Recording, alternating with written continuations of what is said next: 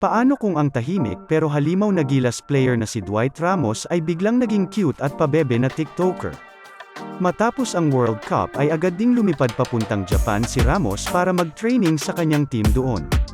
Nang paalis na ito ay nag-post at nag-trend pa nga ang IG story ng kanyang Bebe Loves na si Kiana D na may picture ng player sa airport at may emoji na halatang mamimiss ang player.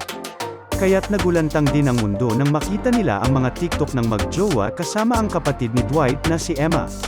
Naghalong kilig at tuwa talaga ang naramdaman ng mga fans niyang nakanood dito. Nag-comment pa nga ang isa ng buti na lang daw talaga basketball ang hilig ni Saint Dwight at pasalamat siya dahil pogi siya. Sa personality nga ni Ramos na mahiyain at hindi halos nagsasalita ay nakakagulat ito pero mukhang handang gawin ni Dwight ang lahat para mapasaya ang kanyang special someone. Ano pa bang TikTok trend ang gusto mong sayawin ni Saint Dwight, idol? Marunong din kayang kumaldag ito? Comment down below.